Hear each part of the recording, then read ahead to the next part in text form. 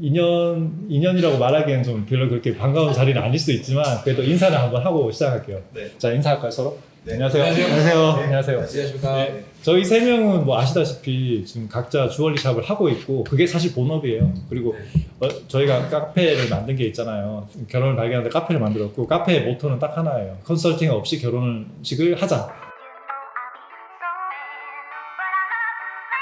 사실 지금의 사태가 그렇게 놀랍지도 않아요, 솔직히 말하면. 그래서 오늘 이 자리는 실제로 피해를 당한 분이 와서 이제 얘기를 하는 그런 자리고, 귀한 시간을 또 내주신 변호사님들이 계시니까 그 궁금하신 부분 있으면 또 물어보는 그런 자리를 하도록 해볼게요. 안녕하세요. 저는 전문영 변호사라고 합니다. 지금 현재 법무법인 한일에 소속되어 있습니다. 지금 카메라는 안 보이지만 그 이번 빨간머리 앤 사태가 있어요. 그 사태 관련해서 실제로 피해를 당하신 신부님이, 이 두 분도 오늘 처음 뵙는 분들이거든요. 나오셨어요. 얼굴은 일단 비공개로 하기로 했기 때문에 안 나올 거고, 그냥 오늘 궁금하신 어떤 법적인 부분이라든가 사건의 개요 같은 거 얘기하는 그런 시간이 될 것 같습니다. 삼성역 건물 4층인가 5층에서 박람회 진행하는 게 서울사요? 있었고요. 저는 그때 박람회를 진행을 다 본 건 아니었고 네. 시간이 5시인가 5시 반에 플래너랑 예약이 되어 있어서 이미 박람회는 끝난 상태에서 저는 이제 스튜디오 사진으로 컨택을 해서 그때 스튜디오를 정했고 메이크업샵도 그냥 이미지로만 그리고 드레스는 일단은 그때도 이미지로 보고 결정하고 원하는 드레스 샵이 있으면 변경하는 걸로 하자. 마이너스나 플러스를 치면 되니까 그렇게 해서 네, 계약을 일단 진행을 했고 저는 뭐 사실 박람회를 전체적으로 다 보진 못했어요. 결제는 어디서 하신 거예요? 계약금은 자리에서 했고요. 그리고 잔금은 스튜디오 촬영 전주인가 그때 했고요. 어디 가서 하셨어요? 계좌이체로 보냈습니다. 네. 혹시 총 금액을 알 수 있을까요? 310만 원인데 제가 드레스 샵을 딴 데로 고르면서 270만 원 결제했어요. 계약금 30만 원에 계좌이체 240만 원. 촬영이 다 끝나고 저희가 예식이 이제 당장 이번 주 일요일인데 그 본식 드레스 이제 마지막 그 가봉회로 갔을 때 네. 플래너가 스튜디오에 전화해봐라. 입자 수령해야 되니까 전화를 한번 해봐라. 그래서 전화를 했더니 업체에서 대금이 지급이 안 됐기 때문에 입자 수령을 못한다. 네. 옆에 계신 분도 상황은 거의 비슷한 건가요? 저 같은 경우는 본식까지도 다 그냥 우선 통과했고 앨범하고 수정본 수령은 원래 1월달로 예정이 되어 있었어요. 한참 지났네. 네, 그래서 1월로 예정이 되어 있는 걸 알고 있는 상태여서 본식 끝나고 나서는 알아볼 생각을 안 하고 있었던 건 맞아요. 그리고 1월이 돼서 스튜디오로부터 문자를 받고 플래너 측에 승인이 필요하다. 이 앨범 나왔는데 플래너 쪽에서 승인을 안 해줬으니 플래너한테 말해서 승인을 받아라 라고만 왔어요. 그래서 처음에는 당연히 자금 사정이라고는 생각을 못했었고 1호로 시작하는 대표번호, 8자리 대표번호가 연결이 안 되기 시작하면서 1월 달쯤 때부터 맨 처음 전화했을 때도 10통 걸면 한 통 받는 정도였는데 플래너가 자리 없으면 저는 안 받을 수 있다고는 했는데 아무리 그렇다고 해도 아예 그때부터는 놀라운 얘기 해줄까요? 네. 걔네들 1월에도 행사했어요. 네. 보세요. 1월 달부터 전화를 안 받았잖아요. 근데 뉴스 나온 건 5월, 4월 말? 네, 이렇잖아요. 그럼 이 4개월 동안 또 피해 신부들이 더 많이 그러니까 보면 그리고 기다리신 거지 다. 똑같이 이제 처리되겠지 하고 설마 기다리신 했지, 거야. 설마. 네, 설마 하고 기다리신 거지 다. 네, 뭐 일반적으로 계약 관계에서 계약 내용을 이행하지 않는 경우는 보통 민사적으로 채무 불이행 정도에 해당해요. 근데 이런 사태 같이 이렇게 규모가 크고 뭐 1월에도 이미 미수금 문제가 있었는데 계속해서 행사를 하면서 새로운 손님을 모집하고 있잖아요.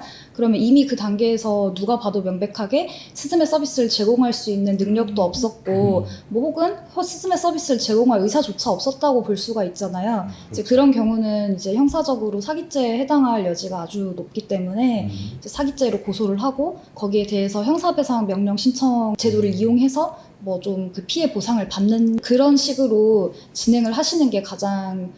근데 그 고소를 하는 건 사실 언제든 할 수 있기 때문에 지금 아까 말씀하신 분 같은 경우는 이제 곧 결혼식 진행을 하시잖아요. 지금 그런 고소 문제를 다 떠나서 당장 웨딩 진행하는 게 우선인 거잖아요. 근데 이제 계약 관계가 우리는 웨딩 컨설팅 업체하고 계약을 했고 그리고 그 웨딩 컨설팅 업체가 그 각 그 스즈메 업체들한테 돈을 줘야 되는 구조이잖아요. 스즈메 업체들이 돈을 못 받았다고 해서 우리한테 서비스를 제공을 못 해주겠다 하면 사실 우리는 어떻게 방법은 없어요. 우리는 웨딩 컨설팅 업체하고만 계약을 했기 때문에 맞아요. 그래서 그 외식 그 일정을 진행을 하시려면 어쩔 수 없이 그 스즈메 업체에다가 이중으로 돈을 지출할 수밖에 없고, 그리고 이제 기존에 지출했던 그 돈에 대한 뭐 손해배상에 대한 청구 부분은 결국에 이제 그 사람들을 형사고소 또는 이제 민사소송을 함으로써 보전을 받는 수밖에 없어요.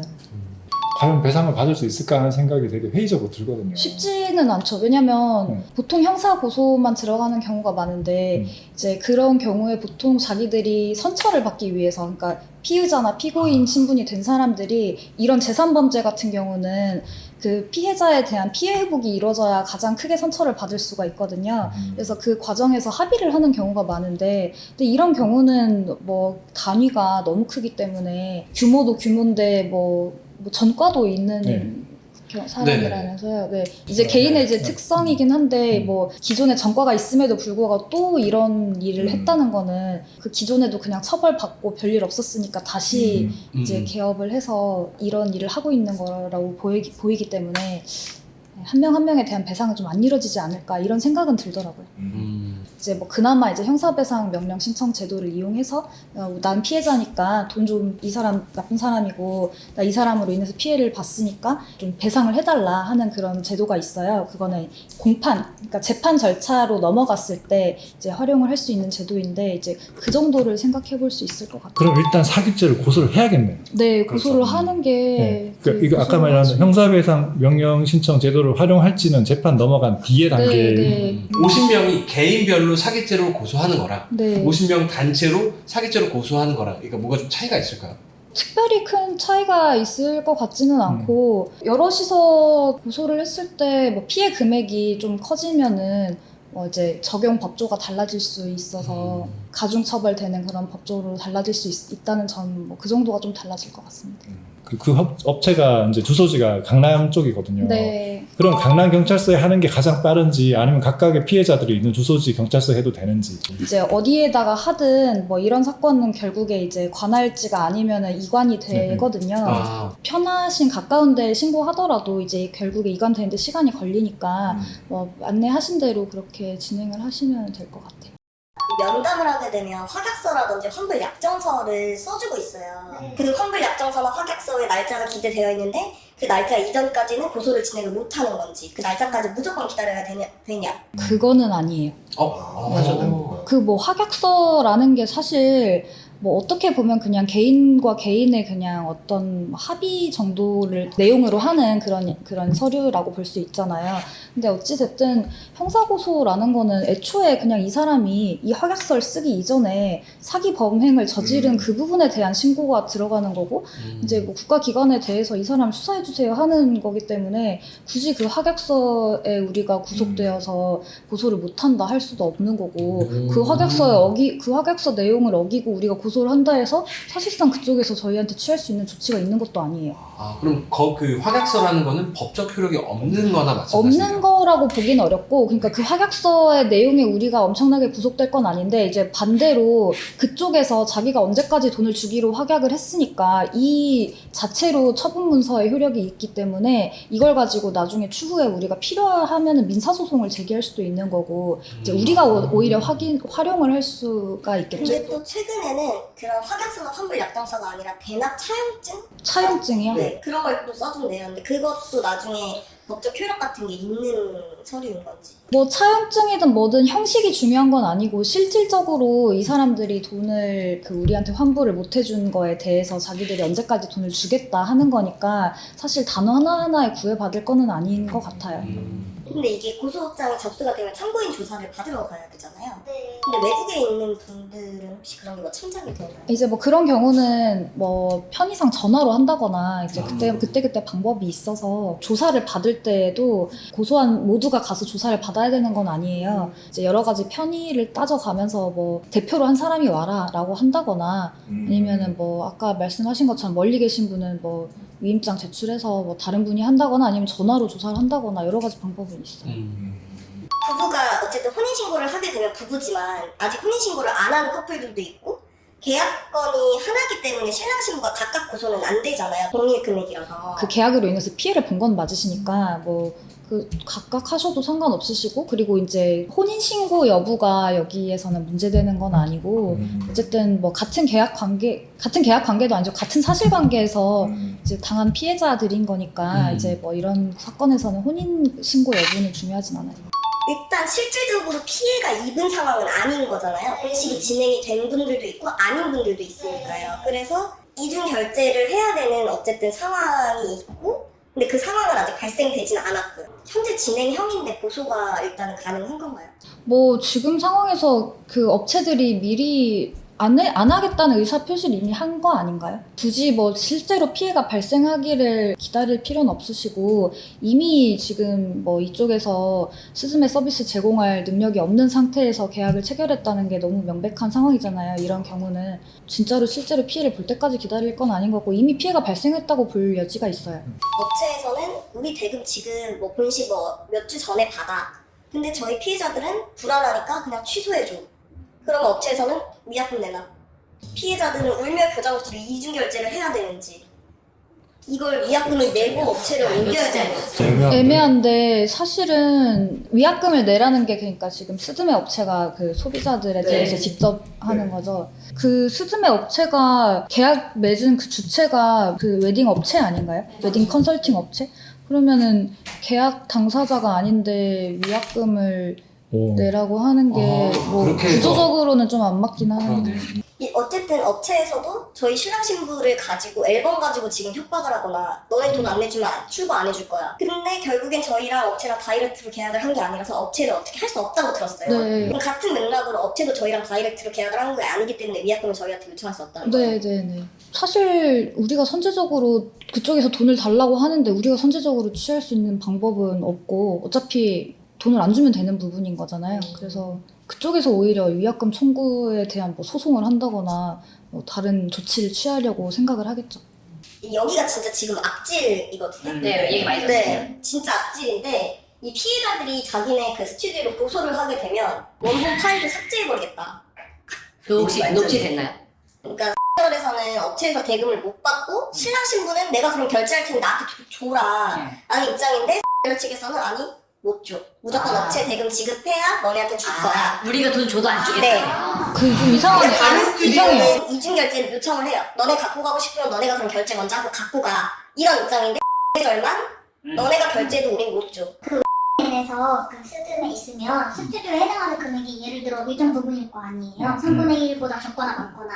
근데 그것보다 스튜디오에 따로 추가금을 지불을 해야 하잖아요. 뭐 앨범 추가라든지 뭐 수정비라든지 등등. 그래서 그 부분이 훨씬 크신 분들도 많으세요. 그래서 내가 돈 낸 만큼이라도 그럼 줘라라는 이렇게 입장을 이렇게 얘기를 아무리 하더라도 잠깐 정리해줄게요.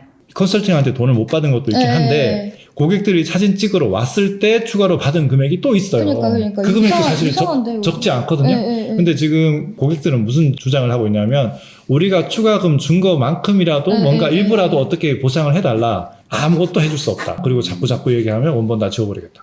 정리를 여기 하는 너무 특이하게 대응을 하고 있네요. 추가 금액 준 부분에 대해서는 이행을 하든가 아니면 환불을 해줘야 되는데, 추가금을 줬다는 거는 우리가 그 소비자들이 이 스튜디오하고 직접적으로 계약 관계를 맺었다는 거잖아요. 그럼 이제 그 웨딩 컨설팅 업체는 제껴두고 지금 이 둘만의 관계에서 돈을 줬음에도 불구하고 뭐 계약 내용을 이행하지 않는 문제가 있는 거잖아요. 근데 이행하지 않으면 이제 환불이라도 해줘야 되는데 환불도 안 해주고 지금 전혀 별개의 얘기를 하고 있는 거잖아요. 이쪽에서 돈을 줘야 내가 이행을 하겠다. 거의 뭐 쉽게 말해서 인질 삼고 있는 것 같이 느껴지는데, 뭐 이런 경우에는 사실 뭐 민사적으로 손해배상 청구를 할 수밖에 없죠. 이 스튜디오의 업체에 대해서 어쨌든 우리가 낸 금액이 있으니까 이 금액만큼 다시 돌려줘라 뭐 이런 소송을 진행을 할 수밖에 없어요. 이거를 사기라고 보기까지는 조금 애매하고, 왜냐면 사기에 해당하려면 처음부터 그 계약 내용을 이행하지 않을 생각이거나 이행할 능력이 없었거나 뭐 이런 정도에 이르러야 되는데 그 정도는 아닌 것 같고. 근데 한편으로는 또 이렇게 생각해 볼 수도 있어요. 애초에 좀 고객들을 좀 인질 삼아가지고 이 사람들한테 막 빨간머리 애들 공격하게 하려고 추가금을 받고도 이걸 받았지만 나는 사진 찍어주지 않을 거다 뭐 이런 생각으로 받은 거면 모르겠는데, 아예 계약 내용을 또 이행하지 않았다고 보기까지는 어려워가지고, 또 사진 또 이미 찍었잖아요. 근데 찍었는데 앨범을 안 주는 거잖아요. 그냥 사진만 찍어주고 그냥 앨범은 안 줘야지 이런 생각을 했으면 또 이거는 또 다른 문제가 될 수는 있겠지만, 정도 차이가 있지만 어쨌든 입증하기가 쉽지는 않아 보인다, 형사적으로는. 제가 봐도. 네. 차라리 그냥 민사로 우리가 준 거에 대해서 뭐라도 해달라 이렇게 얘기하는데, 왜냐면 고의성이 입증하기 어려울 것 같아요. 제가 봐도. 네. 네. 되는지를 물어보시는 거죠. 뭐 안녕하세요. 저 7시 손님이신 줄. 나도 손님인 줄 알았어. 시간이 안 쓰고요. 네. 그러면 조금만 구도를 그냥 조정해서 이어서 갈게요. 일단 이어있으니까 한번 맥락 한번 이해 한번 해주세요. 그 마지막에 오신 분이 있는데, 오늘 이분 사례 일단 한번 더 들어보고, 왜냐면 사례가 또 사람마다 다 다르잖아요. 그렇죠. 이분 사례 일단 잠깐 들어보도록 하겠습니다. 결혼 준비를 하려고 이제 D 카페를 가입을 했는데 빨간머리가 아니고 D카페를 가입을 했어요. 네. 가입을 했는데 전화가 와서 박람회가 있는데 참여를 해서 이제 결혼 뭐 견적이나 이런 걸 받을 수 있다고 해서 그 박람회는 주체가 어딘가요? 랜디 그 빨강머리 빨강머리. 그 업체, 빨강머리 업체가 주최하는 박람회를 가라고 D카페 플래너가 얘기를 한 거네요. 갔는데 이제 플래너가 정해져 있었더라고요. 그때 갔을 당시에 그 플래너 앞에 이미 상담을 하고 계신 분이 있었어요. 그래서 제가 거의 1시간을 그때 기다렸거든요. 만약에 플래너가 정해져 있지 않다면 그 고객 상담하지 않은 플래너 자리에 앉아서 상담을 받아도 됐었잖아요. 근데 되게 이상한 걸 못 느끼셨어요. 그러니까 나는 D 카페에 가입을 한 건데 갑자기 N으로 넘어가서 거기 박람회를 가서 상담하고 계약까지 하신 거잖아요. 근데 전혀 이상한 거를 느끼지 못했어요. 왜냐면 저는 카페가 결혼하는 거에 대한 정보를 공유하는 그냥 네이버 카페인 줄 알았어요. 이게 웨딩 업체 그럴 수 있겠다. 맞아. 그럴 수 있어요. 계약한 금액이 아까 제가 듣기로는 500만 원이 살짝 넘어요. 촬영까지는 한 거죠. 네. 촬영까지 했고, 그 다음에 본식이 남아있는데 10월이거든요. 지금 돌아가는 판도를 보니 서비스 받기가 거의 불가능하다. 사실 그건 다 누구나 느끼고 있을 거예요. 그래서 그 부분에 대해서 환불을 하고 싶은 거죠. 네, 이 부분에 대해서 한번. 지금 어쨌든 박람회장에서 빨간머리엔 플래너를 연결해 준 것만으로는 사실 뭐 어떤 문제가 있다고 네. 보긴 어려워요. 네. 그래서 우리가 결과적으로는 N이랑 계약을 체결을 한 거잖아요. 그래서 그 과정에서 뭐 특별히 또 어떤 문제가 있었다고 보기에도 또 애매해요. 그래서 이제 우리가 환불을 요청할 수 있냐 하면은, 이게 용역 계약의 특성상 어쩔 수 없이 이게 용역이 진행이 됐으면은 이 사람들은 계약 내용을 이행을 했다고 할 거기 때문에 이 부분에 대해서 환불 받기는 또 아까 방금 답변 드린 바와 같이 좀 사실상 어렵지 않을까. 이 남은 부분에 대해서만 받겠다고 한다면은 굳이 따지자면 어떤 뭐 퍼센트를 좀 나눠가지고 뭐 할 수야 있겠지만, 어쨌든 그거를 또 정책상 안 해준다고 할 가능성이 높고 좀 쉽지는 않을 것 같아요. 쉽게 말하면 그거네요. 그때 가서 못 받았을 때 그때서야 액션을 취할 수 있는. 네, 뭐 현실적으로는 그런데 이제 만약에 그 전에 좀 그 부분에 대해서 환불을 받고 싶으시다, 그쪽에서 환불 안 해준다고 했을 때 방법은 결국에 소송밖에 없죠. 그거는 이제 시점은 어느 시점이 되든 간에. 특히나 지금은 그 서비스 제공 기간까지 남은 상황이니까 네. 그쪽에서 우리가 해줄 생각이 충분히 있어요라고 얘기하면. 근데 이제 원칙적으로 만약에 진짜로 민사소송을 진행하신다 하시면은 이 부분에 앞으로 우리가 그 뭐 10월까지 기다리지 않아도 이행 안 할 게 거의 명백한 상황이잖아요. 맞아요. 그럴 경우에는 법적으로 미리 청구할 필요가 있다고 보거든요. 그래서 장래 이행해소라고 해서 이제 이론적으로는 청구할 수 있기는 있어요. 이제 뭐 용역 계약이라서 이 부분이 어느 정도인지 명확하게 나누기도 어렵고, 그리고 통으로 결제를 하니까 또 이제 그런 부분에 대한 어려움이 좀 있을 것 같아요.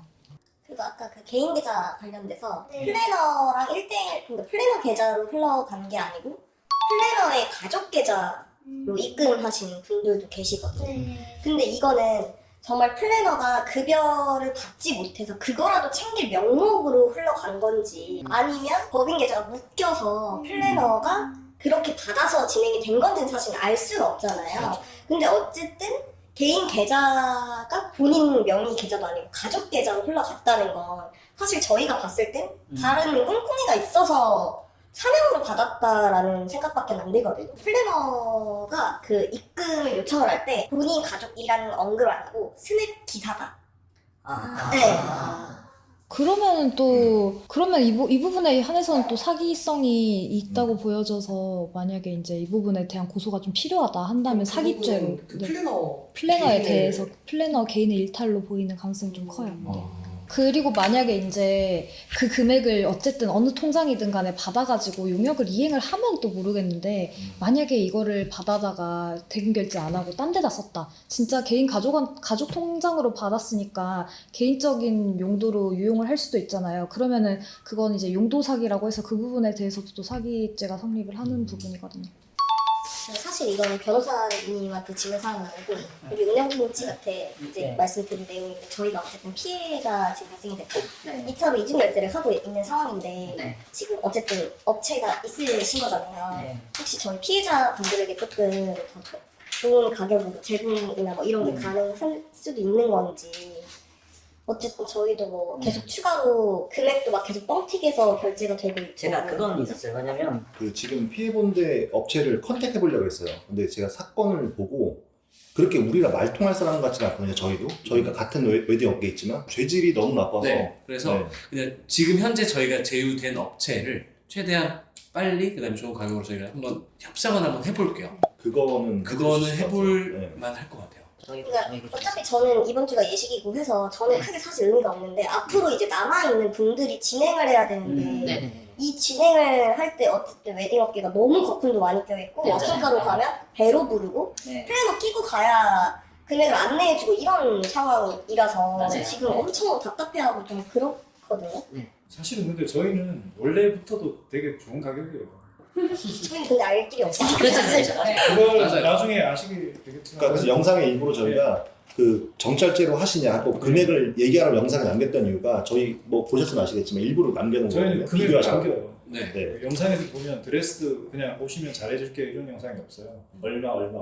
그래서 저희가 제휴업체도 안 늘어난 이유가 그거에 대해서 저희랑 안 맞는 경우가 너무 많아서 지금 뚫고 가고 있는 중인데 어쨌든 예, 질문하신 내용에 대해서는 저희가 한번 네 그렇게 근데 그럼 지금 급한 게 메이크업하고 드레스가 급한 거잖아요. 그게 제일 급하죠.